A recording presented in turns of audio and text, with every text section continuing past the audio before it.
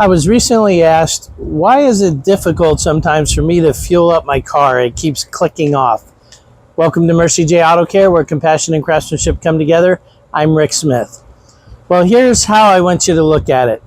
If you have a water cooler and you're getting water into a cup, you'll notice that it will bubble up and then it'll stop, and it'll bubble up and it'll stop.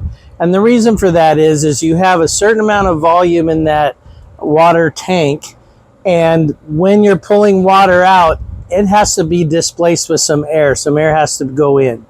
Well, the same thing happens when you're filling your tank. When you have fuel going in, air has to come out. It has to be displaced. So what we have is, let's imagine this is where I'm filling my tank. Well, then I will have another hose attached to the top of the tank, and it will be up here to vent air out.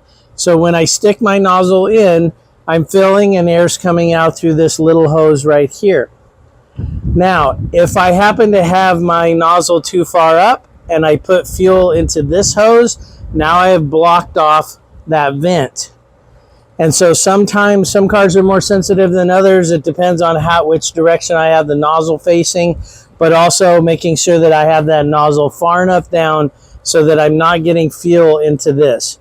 If you still have problems, you could have a problem with the vent system, something with the hose, or some of the emission controls can affect it as well. So I hope that helps you understand a little bit of what happens when you have a little bit of difficulty putting fuel in your car. Hope this has been informational to you. And until next time, safe travels and blessings to you.